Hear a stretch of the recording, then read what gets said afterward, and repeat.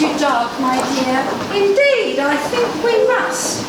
We seem to have unwittingly wandered into a rather less salubrious quarter of the city. 7 Dials is what they call it. You couldn't find a more villainous or depraved corner of the city, my dear. So I see all sorts of villains and ruffians and rascals. Oh, the whole place is infested with wrongdoers and reprobates. Good-for-nothings. A tavern on every corner.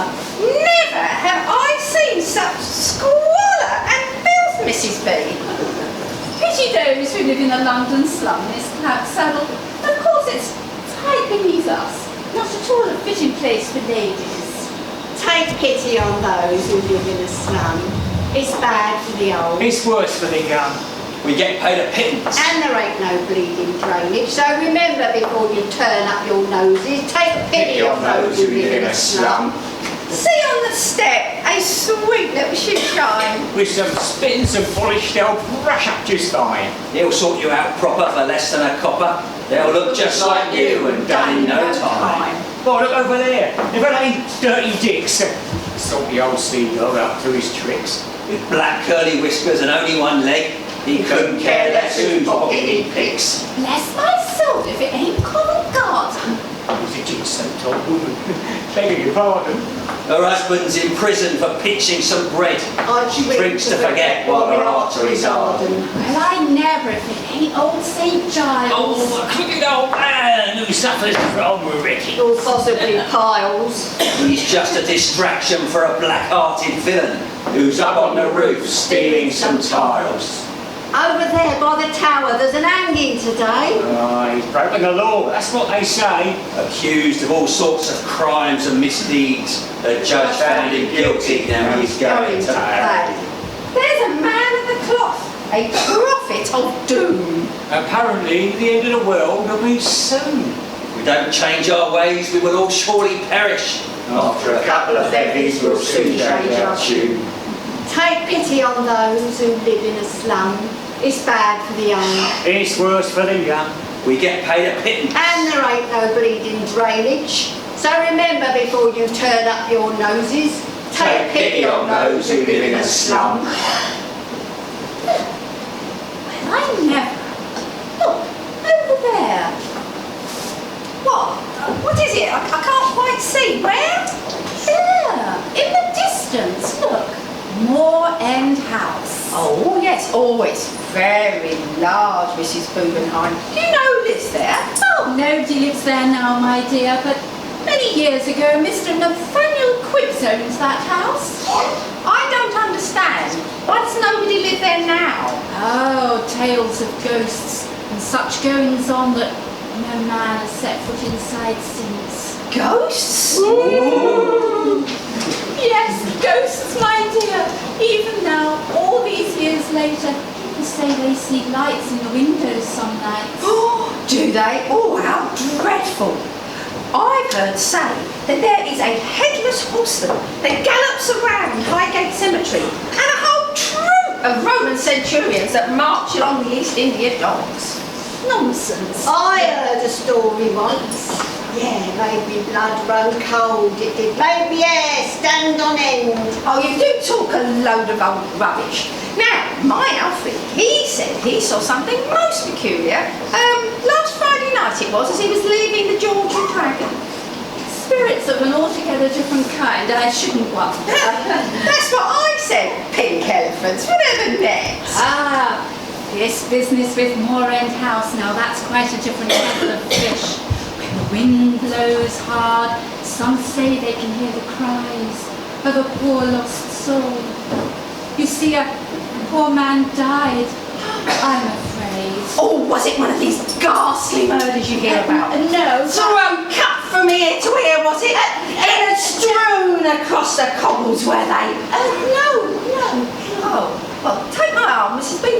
I'll come over. All of a sudden, all thanks. Oh dear, hardly surprising, my dear, having such a vivid imagination. There. You were saying? Oh, now, yes. As I was saying, it was Christmas. The year was 18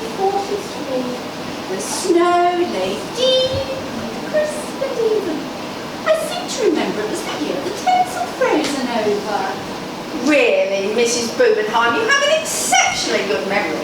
Now, my Alfred, he can't remember a thing. Only yesterday, I had to remind him that he owed me 5 shillings. Completely forgot he had. Wishful thinking, Polly. Slipped his mind, that's what he said. Oh, bless him. As I was saying, it was extremely cold and the sky shone brilliant white that year, and like Moor House, that was shrouded in doom and darkness. Pardon me, but surely that was before. Well, that is true, but it always was a dreary sort of place even then. You say this Mr. Quincy lived there all by himself? He had a housekeeper and a gardener, I believe. Oh my, he must have been a wealthy man to have such a large house and servants. It is said he inherited the house and a large sum of money from his father. Even so, to live in such a big house by himself, oh, God bless him. As I was saying, it was 20 years ago, the 15th of December to be precise. Ding dong, ding dong, Ding dong, ding dong. Hark, the church bells are ringing out for Christmas. So it was at Moor House. The air was filled with glad tidings of joy. See amid the winter snow, carol singers standing by the old oak door. Oh, I can almost hear them singing. Well, so can I.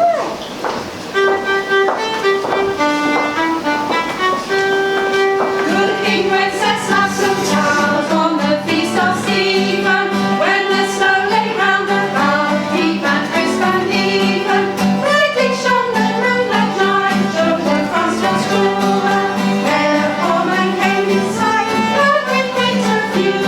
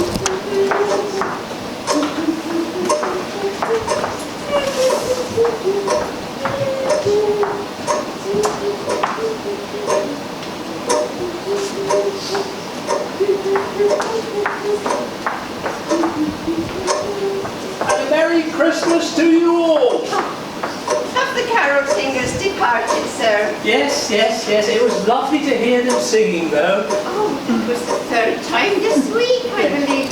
They know you are a generous man, Mr. Quince. Well, it's all in a good cause. The poorhouse. I wonder how he will fare at your neighbours. Oh, Ebenezer. Oh, well, look, Tuff. Mr. Scrooge. Well, he's lived a very strange life. You are too kind-hearted. Oh, no. Ebenezer has his good points. You refuse to see the bad in people. Yeah, only if you look hard enough. As you say, sir. Come and sit by the fire and warm yourself. Oh, that's better. What day is it, Tuff? Why, it's Tuesday, sir, the 1st of the month. I'll be bringing you warm milk shortly. Will that be all? Are we having visitors tonight, Tuff? Oh, no, sir. No. We never have any visitors. I'll close the curtains. Are you sure? Because I seem to recollect. No, sir. 2 years ago, a distant cousin, and since then we've had no visitors. Oh, yes. Well, poor Edward. Yes, succumbed to a nasty case of the dropsy last summer. You attended the funeral? Yes. Oh, well, no visitors then? No, sir. No. Well, you might as well go and fetch me my milk. Before you go, Tuff, would you mind passing me that book, please? Oh, yes. Thank you. lovely. Oh. Sorry, I forgot to dust this one. Yes, I had noticed. What's this? A Christmas Carol by Charles Dickens. What sort of book is this, sir? It's a ghost book. Oh, begging your pardon, sir, but you'll be putting all kinds of queer thoughts in your head reading books like that. Yes, yes. Tubbs, there was something I wanted to ask you. Yes? You haven't noticed anything out of the ordinary at all, have you? Why, no, sir. What makes you ask? Oh, no, nothing. No, nothing at all. Nothing. Very well, sir. I'll leave you to it then. Yes, thank you. Now, where was I? Ah, yes. Chapter 3, Marley's Ghost.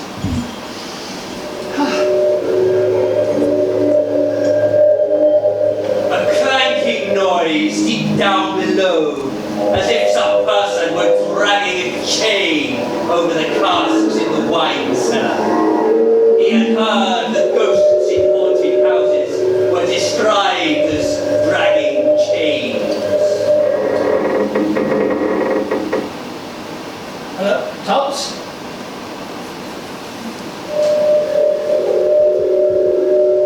He heard the noise much louder, on the floor below, then coming up the stairs. Then it passed through the heavy door and into the bedroom right before his very eyes. Hello? Is there anybody there? Tubbs? The chain was clasped about its middle. It was long and wound round about him like a tail. It was made of cash boxes, keys, padlocks, and heavy purses, all made out of steel. Its body was transparent, and he felt the chilling stare of its death-cold eyes. Is everything as it should be, sir? Only you look a bit... Yes, I'm okay. It's just this silly book. But Tubbs, there's something I've been meaning to ask you. How is your husband? Sir, he is well, sir. Good. And tell me, do you have a daughter living here with you? Oh, no, sir. We've not been blessed with children. Are you sure? I think that we'd be aware of any children we might have, sir. It's the sort of thing that one would forget. Yes. Silly me. Not at all, sir. No. Now, I'm thinking of inviting a friend round for supper tomorrow. Do you think that's wise, sir? Oh, come, it's nearly Christmas, the season, goodwill to all men. Very Yes. well, sir. May I ask who it is that you'll be asking? There's a colleague from work, Mr. Oliphant. Oh, very good, sir. I will inform Mr. Tubbs. Thank you. Good night, Tubbs. Good night, sir. Good night. Yes. Page 93. Large staring eyes and clanking of chains. Oh dear. I can't seem to keep my eyes open.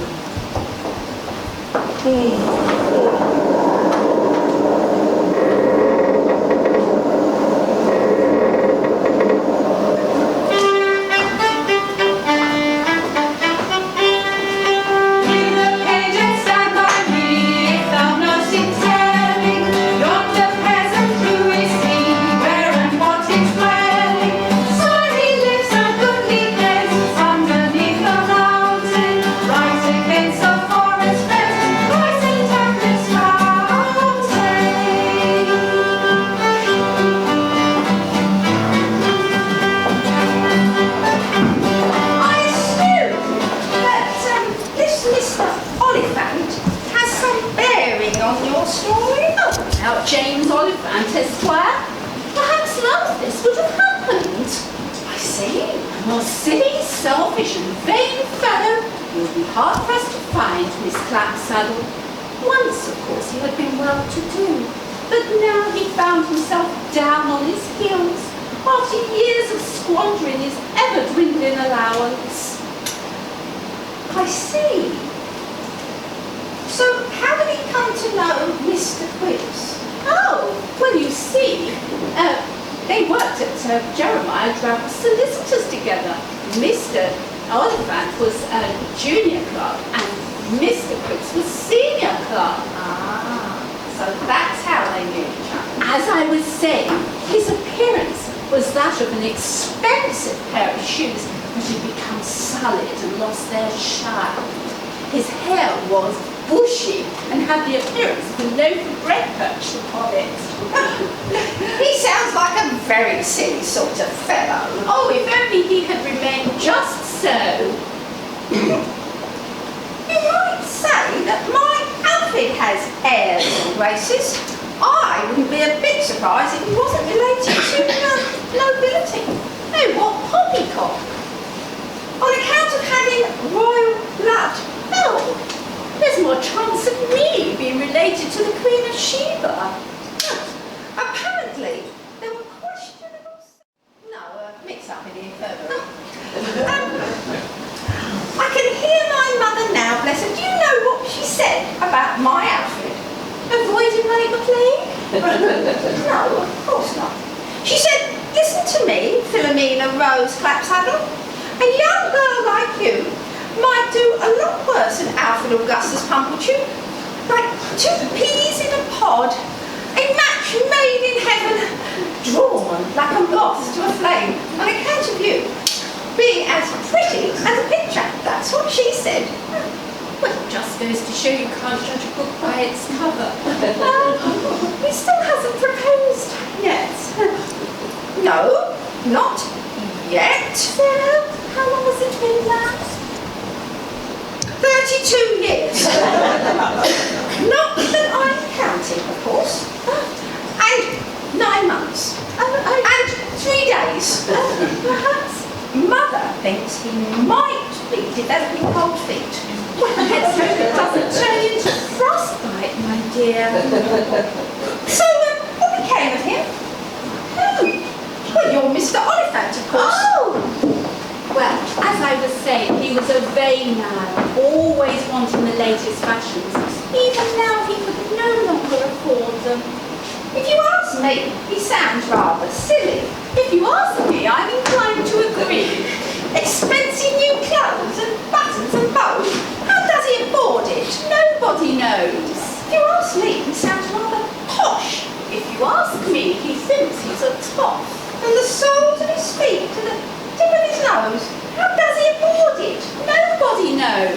If you ask me, he sounds quite aloof. If you ask me, he looks rather uncouth. He has a nice velvet jacket and shiny brown shoes.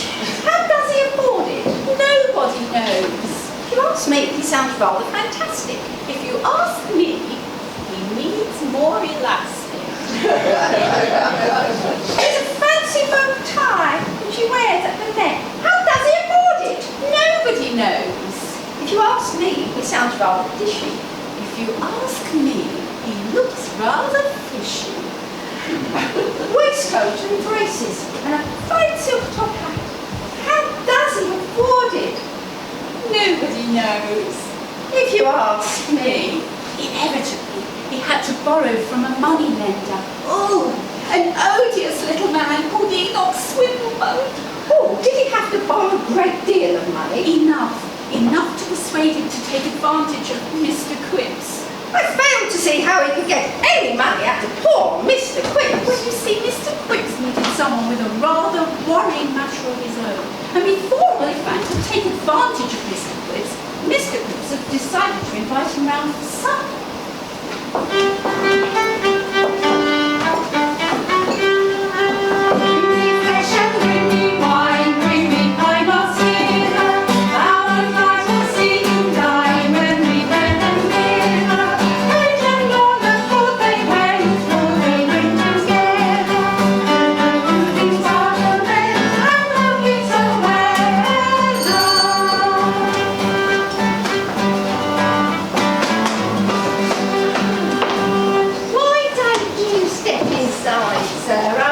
Riley don't hurt you. Tempting as that may be, madam, I think I'll remain out here if you don't mind. Oh, suit yourself. Too posh, are we, dearie? Madam, I can assure you standing here warming my hands at this brazier in no way reflects my taste for what you may or may not have on offer in your establishment. I'll have you know that some people say that my pies are the best in London. No doubt they also think the earth is flat and money grows on trees. Bleeding cheap! Some of the finest gents in this here city have been dying to get into my establishment. Sometimes. Indeed, showing a sad decline in the art classes. What's a top like you doing round here anyway? That's no concern of yours. Up to no good, I'll wager. Luckily for me, I'm not the betting type. Up to no good, I bet. I can tell a robin from a mile off. I've got a nose for it. So I noticed. Mother Riley's got her eye on you, matey. Madam, I'd rather you kept your eye, nose, and any other bodily part strictly to yourself. Don't you be having a go at me, mister. If you were the last creature on earth, I would not, as you put it, ever go at you! Well, that's all right then, ain't it? Manners don't cost nothing, they don't. God, bleeding shit, was he thinking he's throwing his weight around?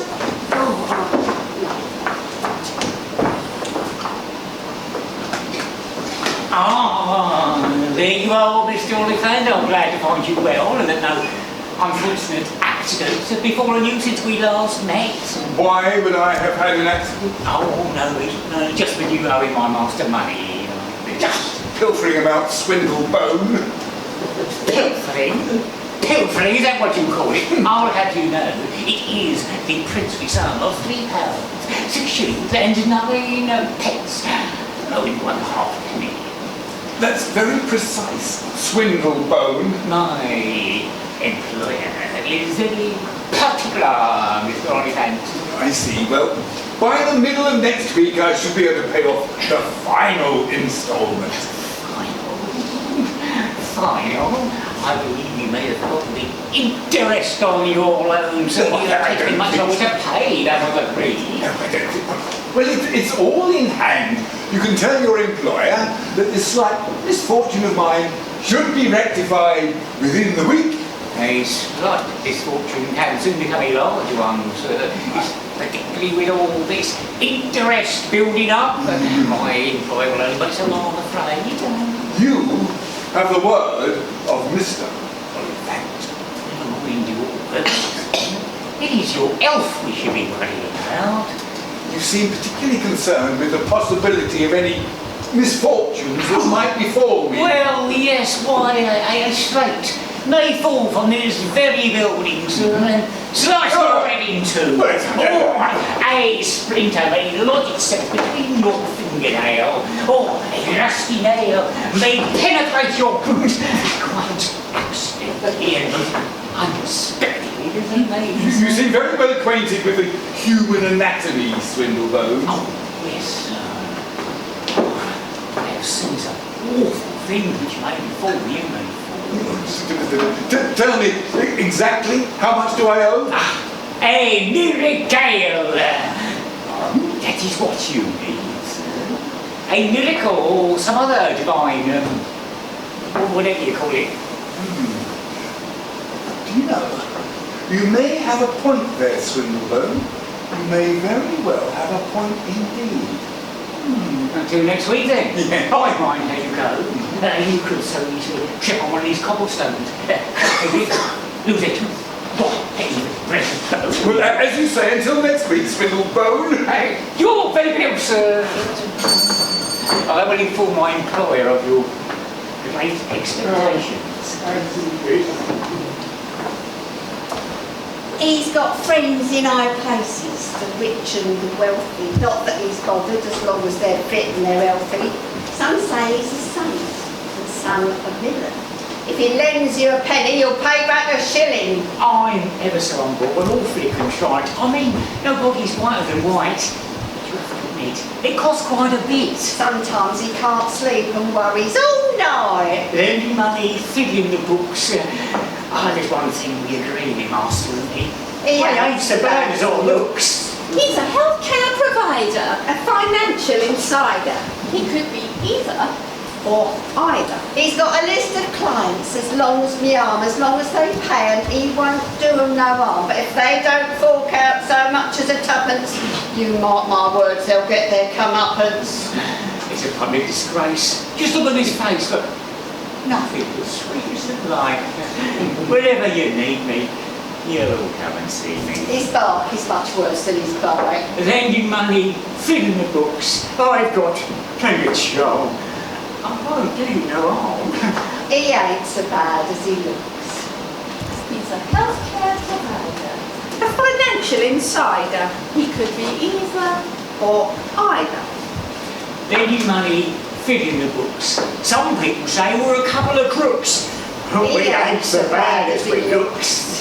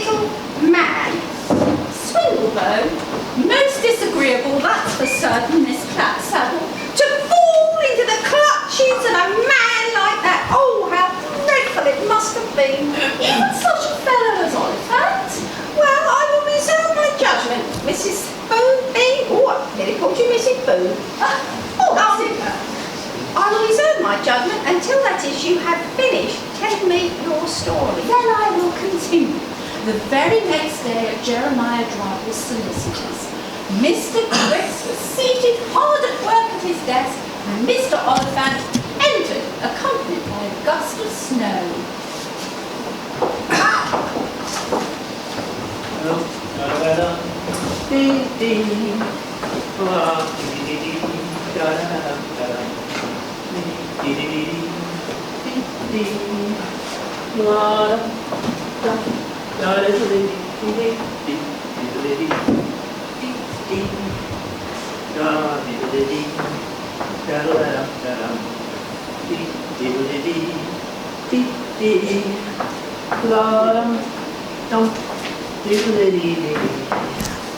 Now, where was I? Ah, yes. Flintwich versus Wiggins, where the aforementioned former ward of court, where costs have occurred to the value.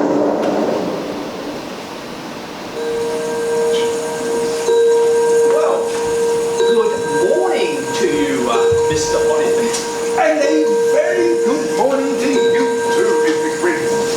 Well, I must say, you seem in an exceedingly cheerful mood this morning. I am indeed. I've been meaning to ask you something, Mr. Cribs. Oh yes, and what is that?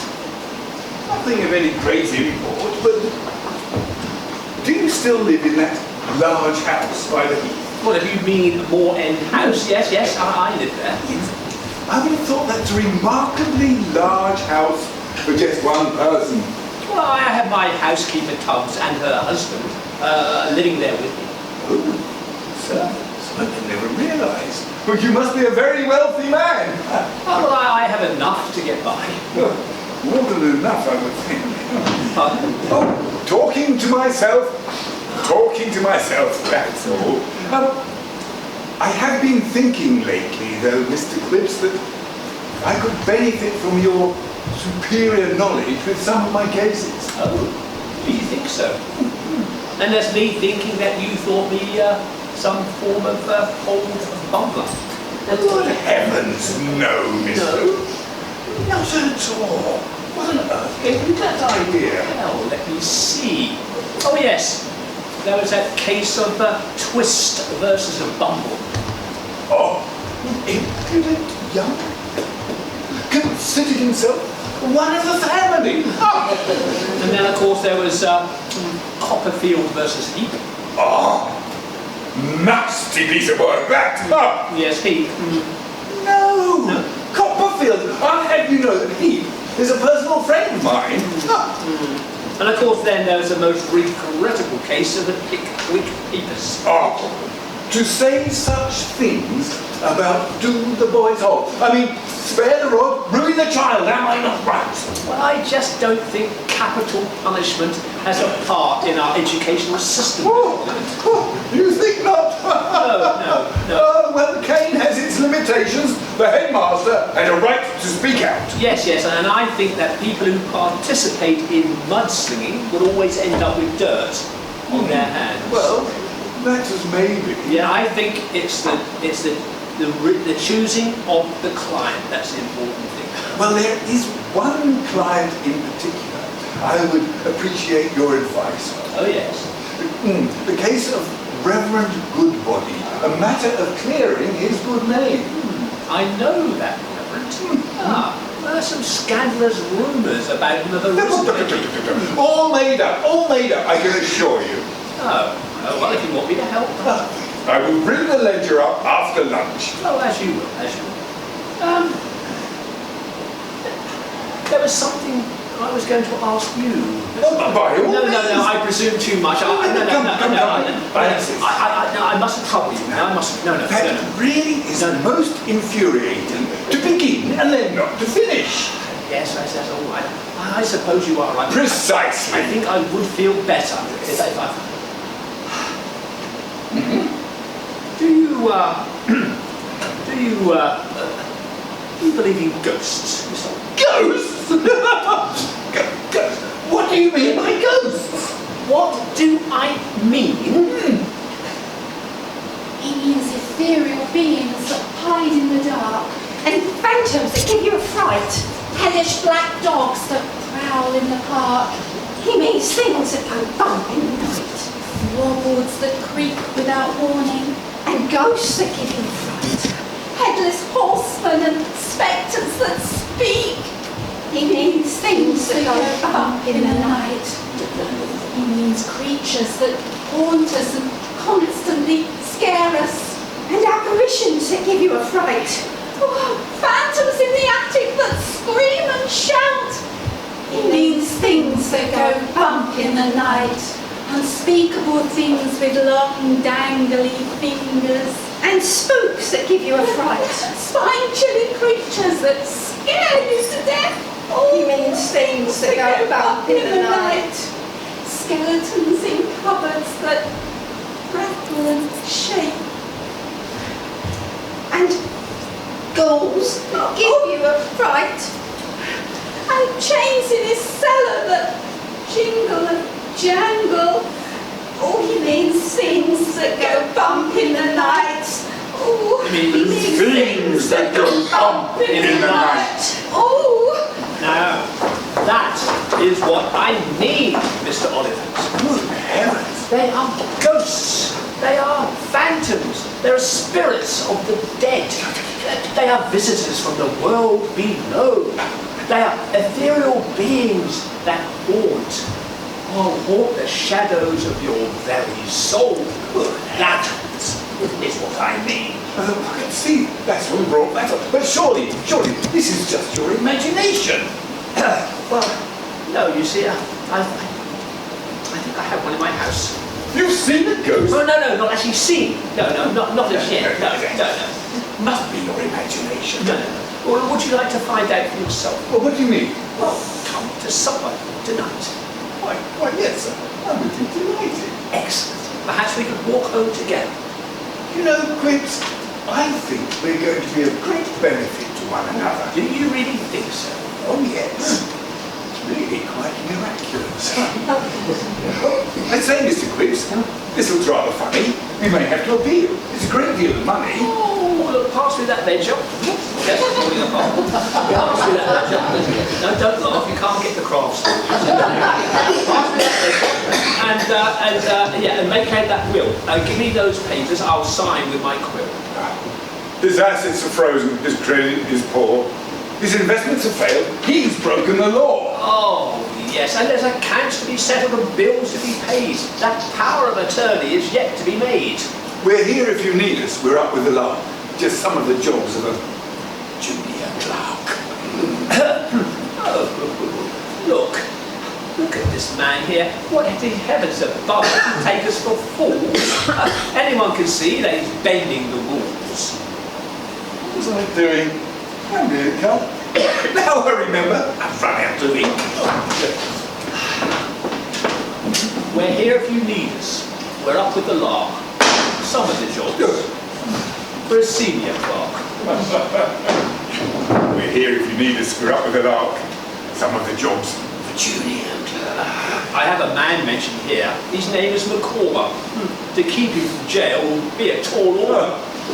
Oh, the defendant is bald and living near Purley.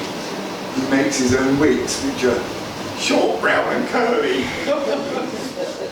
We're here if you need us. Time has come. Good. Yep, good. So I'll pick up his book for you. Myself.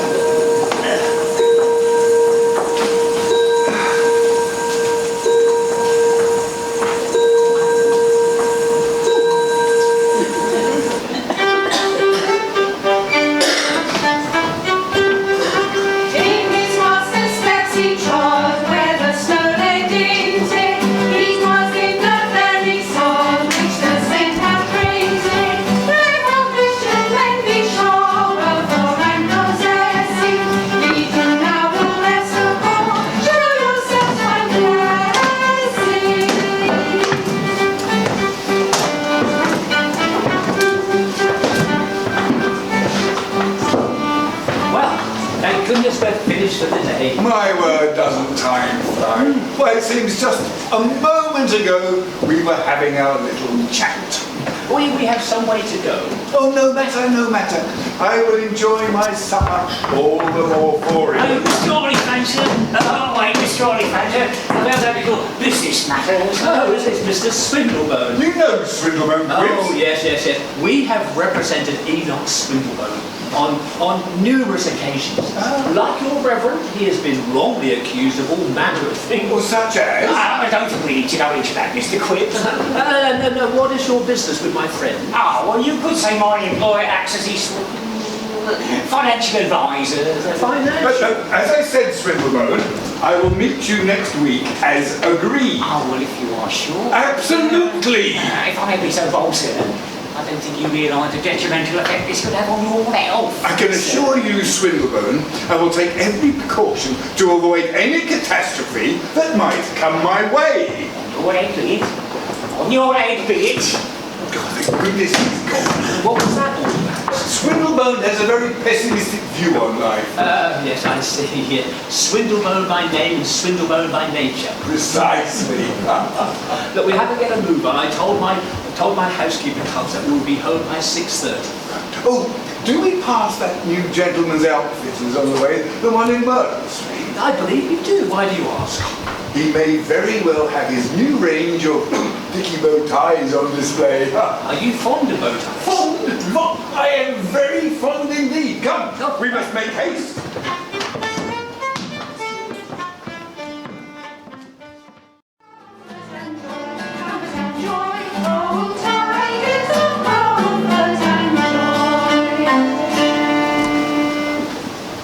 Look yonder!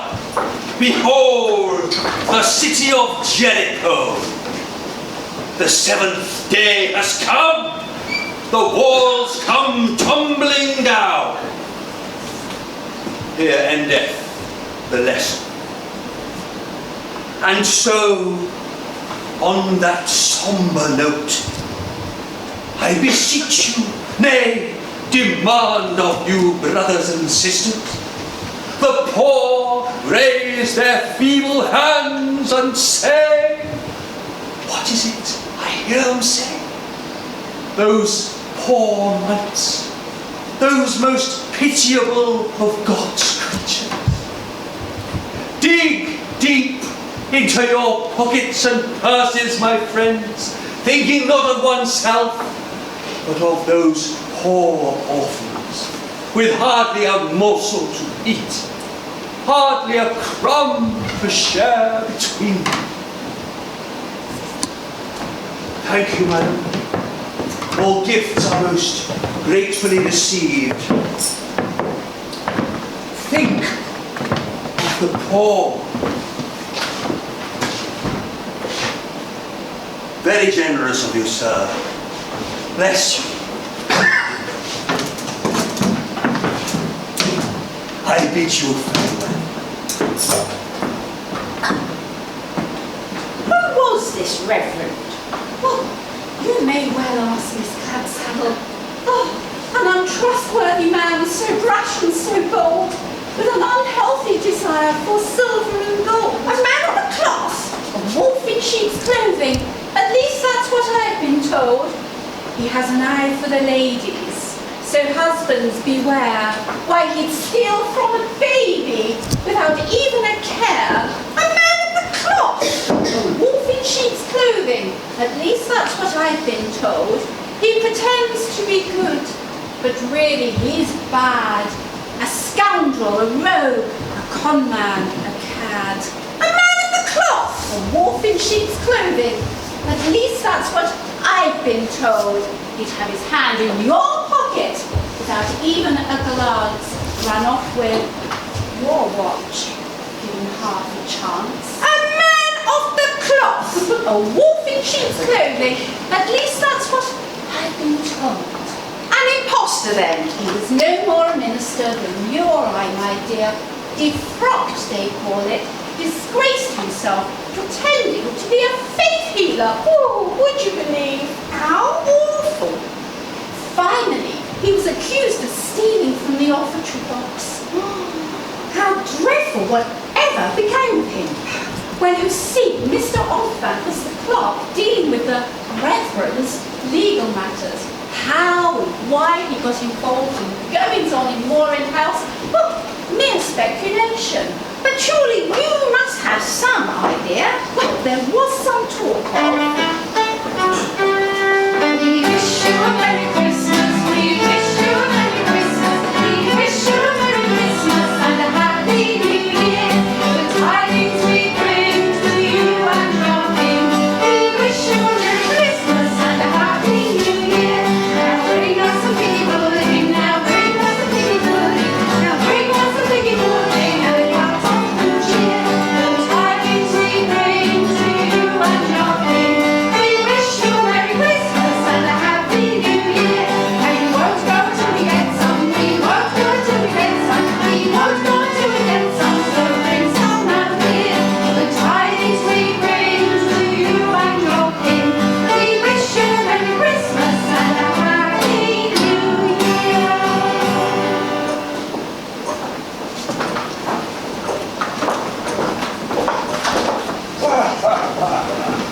Oh, delicious!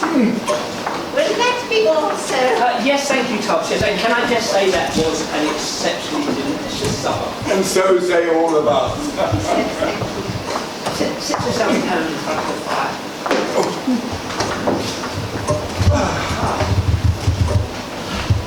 I just don't know what I'll do without her. Die of hunger within a week, I should think. Two at the most. Simply wither away. Right. When can we expect to see this ghost of yours? Ah, yes, yes. There's something else I wanted to tell you. You see, I think I have more than one. More than one ghost? Yes, there's several. An infestation of ghosts! No, that's not a laughing matter, Oliphant. A congregation of ghosts. No, taken by magpies, I'm afraid. A pandemonium of phantoms. Parrots. A mischief. Nice. A lemon Plantation! There we go. Yeah, I knew this was a silly idea asking you to help. Oh, no. I do apologise if I've upset you, Quips. I really am so sorry. Right, tell me, what does your housekeeper have to say on the matter? I haven't actually mentioned anything to her, but I'm sure she hasn't seen anything. Well, tell me exactly what have you seen? You see the curtains in this room, they just move by themselves. And, I'm sure I hear people walking around upstairs.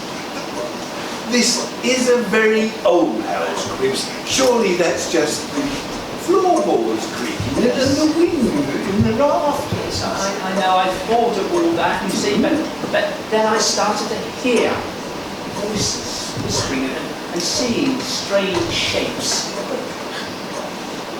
Quips, that is your housekeeper Tubbs and her husband you heard talking. No, that cannot be. You see, these things happen when Tubbs is out of the house. There has to be a logical explanation. Oh, there's something else I haven't told you as well. No? Yes, I think I'm losing my memory. What do you mean? Well, look, you know, I work all day and I walk home and I sit in this very chair and Tubbs, she gives me my supper. And then that's when I start seeing and hearing these strange things. And then I just cannot recollect anything else until I wake the next morning. This happens every day? Oh, without fail. But perhaps you're ill? Oh, Oliver, this business is driving me to the edge of insanity. I just don't know how long it will be before I just slide into a pit of despair and insanity. No, Quips. I will not allow this to happen. I know the very man who could help us. Who could help me? A man of the cloth. We will fight fire with fire. Though he might very well need some reimbursement for expenses and the like. I will pay a king's ransom. I thought you might. Now rest assured, Quips, we'll have this sorted out in no time at all. Oh yes, I will not rest until this business is resolved. I hope you're right, Mr. Ogden, I really do. Would your friend like to join you in a cup of hot milk? Not tonight, thank you, Tubbs. Mr. Oliver is just about to leave, but perhaps the next. There will be a next time? Oh, most assuredly, madam. Who could resist returning to sample your gastronomic delights? Well, that's very kind of you to say. Oh, yes. Rest assured, Oliphant will return. I see. He's a funny one. No, I wouldn't say that. No. I think we'll have a goose object with all the trimmings and spiced plum pudding. And I think I'll ask Mr. Oliver over for Christmas dinner. And of course you and John are very, very welcome to join us. What do you say? I say he's trouble, sir. Not that it's any of my business. You ask who you like. It's just that we worry about you, sir. People are always taking advantage of your kind nature, that's all, sir. Sir?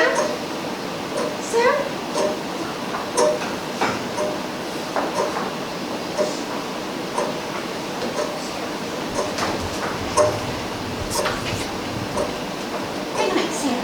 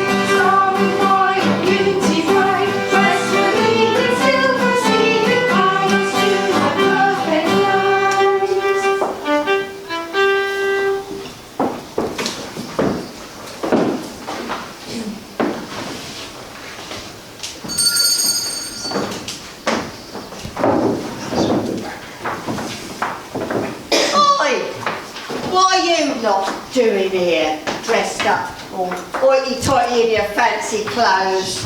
Who put you up to it? That's what I'd like to know. Him! He looks the sort. Shifty, he looks. I'll get the peelers onto you, I will.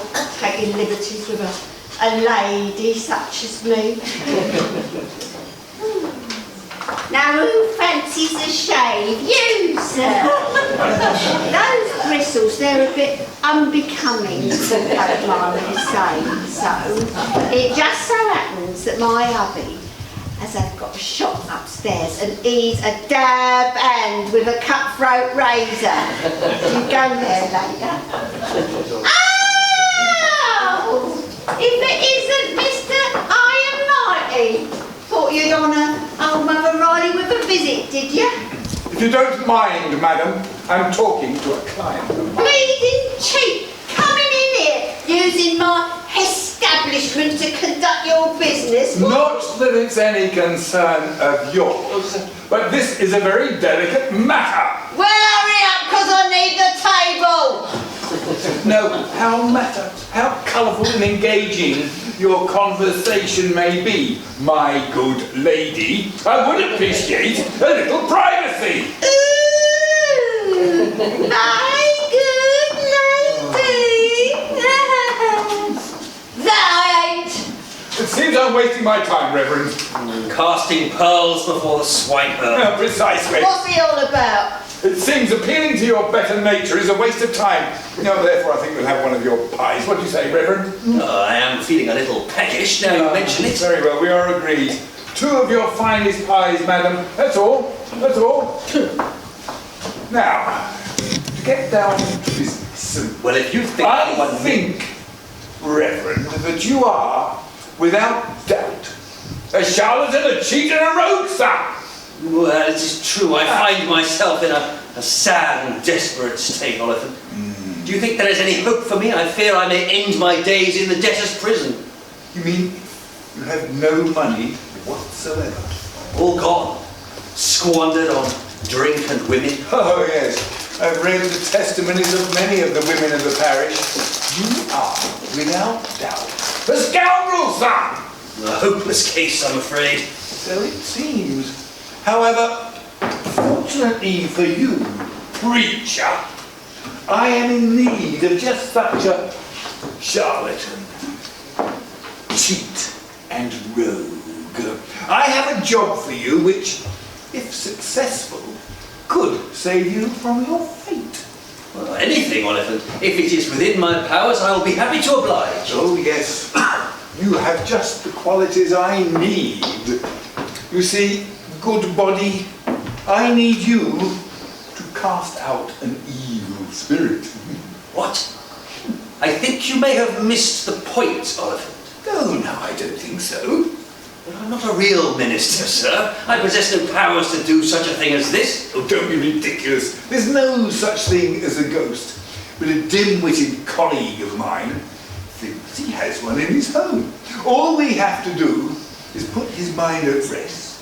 You will be saved, and I will pocket a tidy sum. But his ghost, it will still be there, won't it? We will just have to convince him otherwise. I'm expecting a good performance from you, good body. So, if you're willing. I have no choice, Oliphant. I must do as you say. I thought so. Of course, we do have the other matter of a letter you sent to a Miss Cordelia Haverstock. Do you? Such a sweet young lady. Yes. I think we may have to lose that letter altogether. Can you do that sort of thing? Of course not. Letters get lost, mislaid, that sort of thing. But then, we have to deal with Lady Bath's jewellery. They're much more difficult, I'm afraid. Found in your pocket, I believe. A misunderstanding, Oliphant. She said it was a gift. A gift? Really? Well, that might just work. I do hope you're going to be worth all this trouble, good body.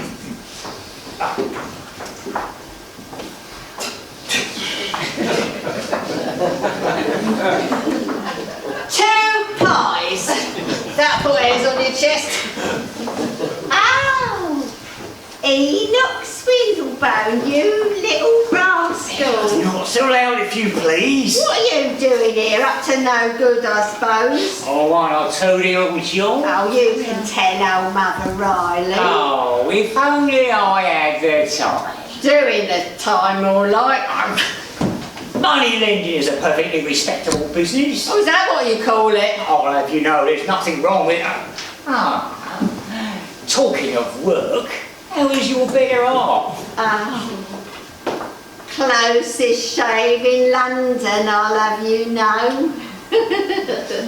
Madam, What? what sort of meat is this? They say it tastes like pork. What's in my pies? Take a seat. Make yourself comfy. There's not much room. So you'll have to be quick. There's a pail in the corner if you feel sick. A pinch of salt and a dash of black pepper will make my pies taste so much better. Lemon and onion. An old lady's bunion. Rotten apples. Leftover gravy. All mixed together with a gent from the Navy. A pinch of salt and a dash of black pepper will make my pies taste so much better. There's plenty of meat. In fact, all you can eat. Some bone and some gristle. Nothing makes her feel sadder. Than finding stones in a pickled gallbladder. A pinch of salt and a dash of black pepper will make it all taste so much better. They say if you try it, You'll spend years on a diet. A smelly pig's trotter. May give you the lurgy. of course, everything else has been blessed by the clergy. A pinch of salt and a dash of black pepper will make my pies taste so much better. If you join us for dinner, You're sure to get thinner. To make it taste better, She marinates it in ginger. hiding the taste of a fishmonger's finger. A pinch of salt and a dash of black pepper will make it all taste so much better. What's in my pies? Get out of it, a lot of you. Go on. My pies. Go on. What are you lot looking at, eh? You want some? Have you got any bits you don't want? Any fingers, toes, kidneys? Get out of it, lot of you. Go on.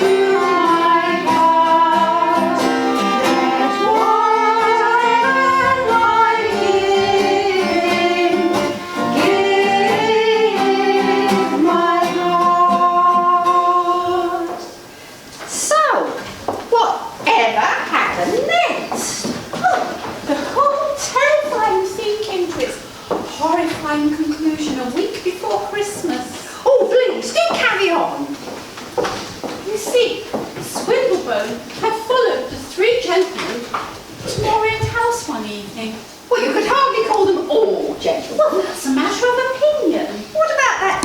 and Mr. Quibbs? Well, nobody knows what went on in that house. But did they not talk amongst themselves? How could they? One of them was dead. One of them was in the madhouse.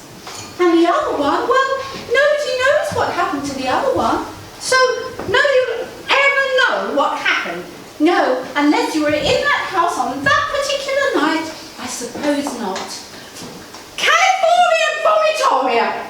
I beg your pardon? Oh, that's the colour blue bottle to you or me, Oh, Mrs. oh, B. yes. If only you had been such a fly on one of the walls of Moor End House. Oh, only.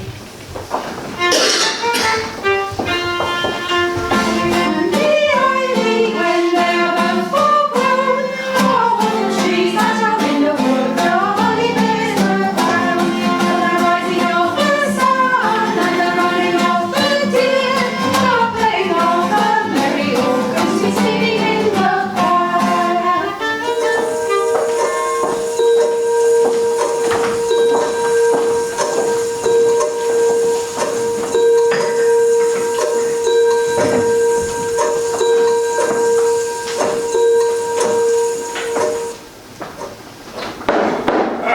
Oh, it's a devilish cold night out there tonight. Yes. Come in, Mr. Oliver, and warm yourself in front of the fire. That I will. Yes, and it's so kind of you to venture out on such a disagreeable night. Nonsense, not another one. Why, any self-effacing gentleman, such as myself, would do the very same. However, we do need to settle up. Oh yes. I As it were. I have it right. Oh yes, here we are. Ooh. There. 1, 2, 3, 4, 5 guineas, as we agreed. Money well spent, Mr. Quibbs. Money well spent. Well, I hope so, Mr. Oliver. I really do. And 5 more when the job is done. Indeed, yes. Do you not think I should pay the money directly to the man himself? No. A man of the cloth, very proud man. To think of taking money for a task such as this. No. You must leave the money side of things. I see. You see, alas, a little like yourself, he's found himself in an awkward situation. A series of unfortunate events have led him to the very gates of destitution. Oh. Well, it has given us a great opportunity, though, has it not? Well, I suppose We so. have been blessed, haven't we? Oh, yes, if you I mean, say so. how else could we have obtained the services of such a devout man to get rid of your, Ghosts. I was going to say unwanted guests. Yes. Perhaps we could find another way of helping this man out, as he's been so kind to us. No. This is plentiful to help him get back on his feet. I hope. Now, is everything as we arranged, Quibbs? Oh, yes. The Tubbs are out visiting their relations and they will not be back until tomorrow, so there'll just be the 3 of us. Excellent. When the good Reverend gets here, we'll stay up all night if needed. Tell me, are you sure that this man is reliable? Oh, yes. He is the very best. Have no fear on that score. What? You did say these happenings occur every night? Oh, without fail. Good. We will not be disappointed. This is all very frightening for me, Mr. Oliver. Are you sure that we're doing the right thing? Oh, absolutely. I think perhaps when the Reverend gets here, you should go to bed. Really? I think I should say... And then everything in the morning will be just a distant memory.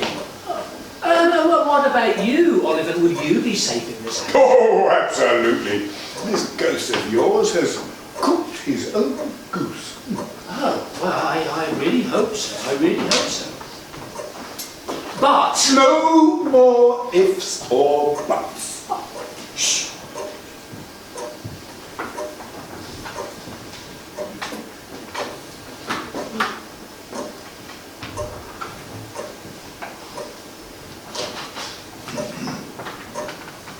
isn't it quiet? Oh, is it? Yes. Did you hear that?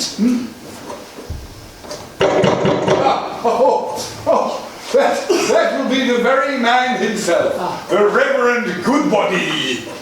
Goodbody?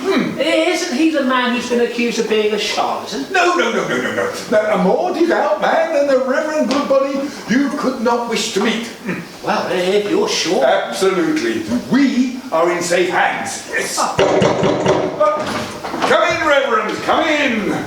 Good evening, gentlemen. Out of my way and not a sound, please. I need to make a thorough search of this room. What do you think? You're quiet. Well, in the presence of a dispossessed spirit, we must approach with extreme caution, sir. Have you gone mad? Mad? No, not mad, sir. We are dealing with something that is not of this world. It is wise not to upset it so quickly. What do you mean by it? Don't upset yourself, Quibbs.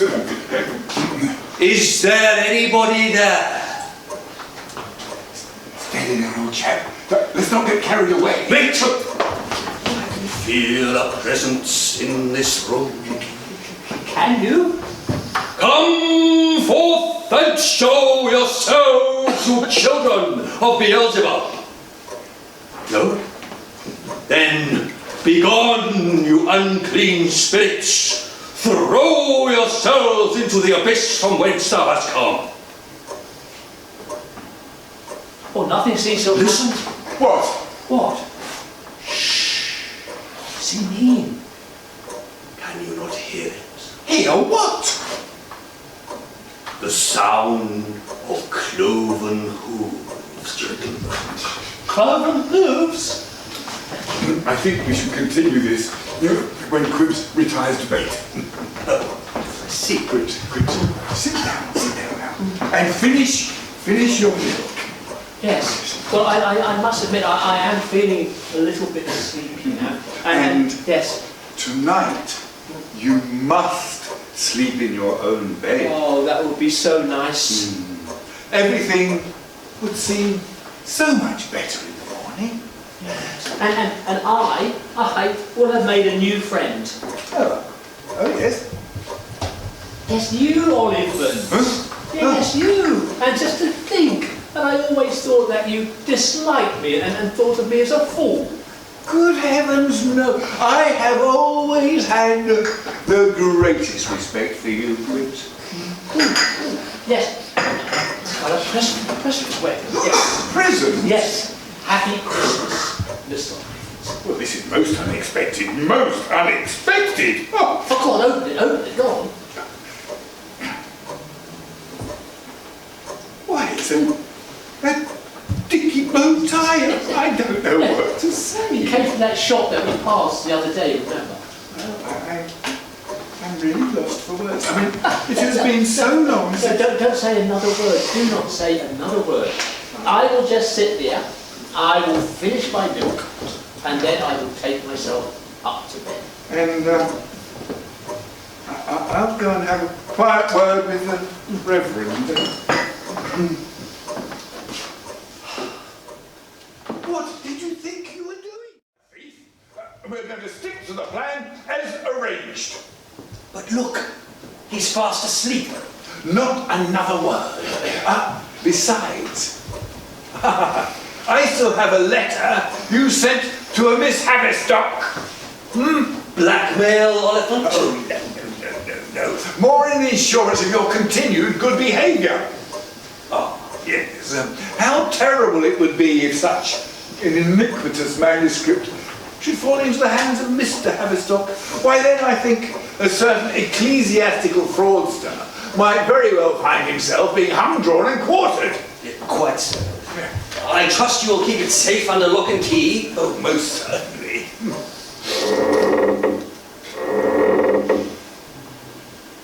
Living in a big old house like this would make anyone start to imagine all sorts of things. It's just the floorboards creaking. Did you see that? Curtain, look. It's just a draft. I don't like the sound of that, Oliphant. Well, that's it's just the wind in the rafters. This place is giving me the creeps. I'm getting out of here, Oliphant. Pull yourself together, man. This place really is haunted. Look, over there in the corner, something is moving. What? And there, the curtain, look. What are you doing? Getting out of here as fast as I can. Superstitious fool. Before I had time to pay him as well. The devil? There is somebody there. Come out and show yourself. Tubbs! What's the meaning of this? Well, we were hoping that you would follow the Reverend and make a speedy exit. But who are all these other people? Oh, these are the other members of the household, sir. Huh? I thought you and your husband were the only servants here, Tubbs. Yes, well, that is the unfortunate situation that you have inadvertently stumbled upon, I'm afraid. I think you have some explaining to do. Perhaps I'd better introduce my guests. Your guests? You're aware I have a husband, John. Yes, sir. And this is his wife, Mary. And these are their two children, Elsa and Joe. You might have heard the pitter-patter of their tiny feet. And of course, you've already met my brother-in-law, Swindlebone. Swindlebone's your brother-in-law, but this place is nothing but a den of rogues. Good evening, my dear friend, Oliphant. You're no friend of mine, Swindlebone, or anybody else's for that matter. Dear man, please don't be too harsh on my brother-in-law. He has been keeping a watchful eye on you, that is all. Making sure you didn't come to any harms. You see, Tubbs here is my employer. You mean I've been borrowing money from you, Tubbs? And why not? Although it is somewhat ironic, don't you think? You'll be telling me next there's an opium den in the attic. Who told you that? Quibbs, wake up, man! I'm assuming he knows nothing of this. Of course not. That would be most inappropriate, don't you? Quibbs! Mr. Quibbs won't wake until morning, sir. Don't be stupid, woman, he's got to. No, sir, it's the laudanum, you see. What? You mean drugging your employer? Every night for the past 6 months, I'm afraid. This is preposterous! Circumstances forced my hand, I'm afraid. We meant no harm to Mr. Quibbs. He and his family before him were always very good to us. And this is how you treat your employer? As I was saying, he was always very good to us, but when my brother lost his job and he and his family were about to be thrown in the workhouse, we had no choice. I don't believe I'm hearing this. Well, it is a very large house for just the one, wouldn't you agree? Agree? You move half your family tree into the house, and then you drug the poor man so he doesn't find out? Well, what do you take me for? I couldn't let them starve, could I? And besides, he didn't seem to mind. Mind? But he thought the house was haunted. It's been driving him crazy. Yes, I see that now. I think perhaps we ought to increase the amount of the laudanum. You will do no such thing. I will inform Quibbs of your monstrous behaviour at the office tomorrow. And I'm sure that when he returns home, he'll throw you out of the house and onto the streets. I'm afraid I cannot allow that to happen, sir. Well, that is what's going to happen, I can assure you. No, sir, you do not seem to have grasped the situation. Oh, yes, I have. And I will leave here now as well. And then tomorrow, I will return. And if you are so stupid as still to be here, you will face the consequences of your actions. You cannot leave, sir. Oh, yes, I can. You just watch me. You misunderstand me, sir. You can never leave this house. Quibbs, Not wake up! ever. They're going to do for me, Quibbs! Oh, no, we wish you no harm, sir. At least that is a situation we want to avoid Wait. at all costs. Wait, I've been too hasty, too hard. This is nothing to do with me. If there's no harm, if you promise me that this will stop instantly, we'll say no more about it. What do you say? I will do your help with supper and what's up? Wait! Too late,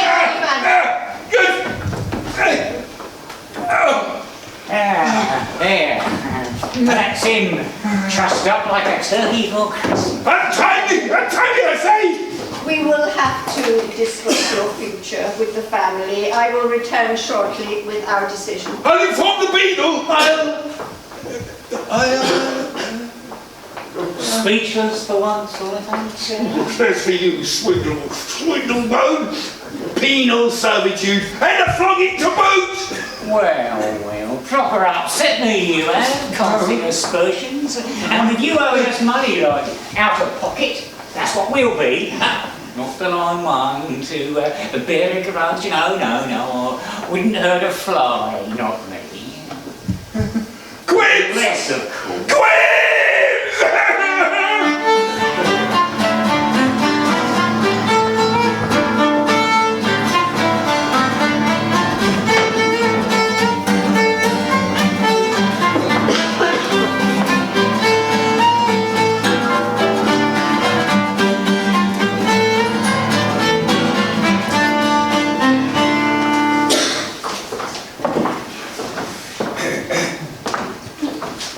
You're very good health.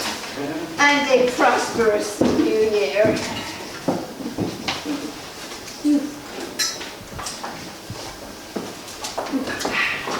Well, all in all, I suppose things haven't turned out too badly. Pity about Mr. Quibbs, though. Yeah, you must have given him too large a dose, I reckon.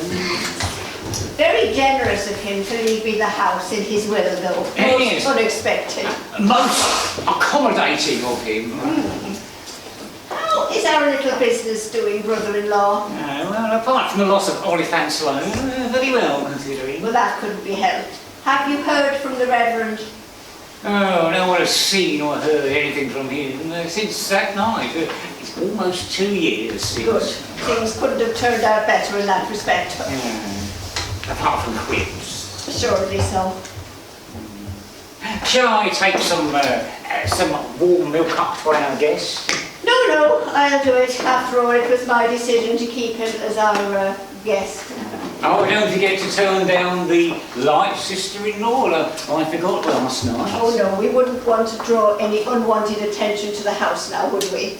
I understand that the locals put it down to ghosts, would you believe? Ghosts? Then perhaps we ought to leave the light burning now and again. Perhaps we should. We've got friends in high places, the rich and the wealthy. Not that we're bothered as long as they're fit and they're healthy. Some say he's a saint, and some he's a villain. If we lend you a penny, you'll pay back a shilling. Oh, never so humble, what awfully contrite. I mean, nobody's nicer than right, but you have to admit, it costs quite a bit. Sometimes he can't sleep and worries all night. Lending money, fiddling the books. There's one thing we agree, me master and me. We ain't so bad as we looks. He's a healthcare provider, a financial insider. He could be either or either. We've got a list of clients as long as we are, as long as they pay us. We won't do them no harm. But if they don't fork out so much as a tuppence, you mark my words, they'll get their comeuppance. It's a public disgrace. Just look at his face. Nothing but sweetness and light. Whenever you need me, you'll come and see me. His bark is much worse than his bite. Lending money, filling the books. I've got plenty of charm, and I won't do you no harm. We ain't so bad as we looks. He's a healthcare provider, a financial insider. He could be either or either. Lending money, filling the books. Some people say we're a couple of crooks, but we ain't so bad as we looks.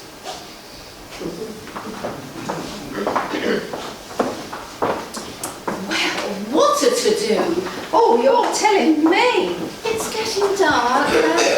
Oh, yes. Best be off before... Oh, you have given me the creeps, you really have. Oh, it's all just hearsay. Oh,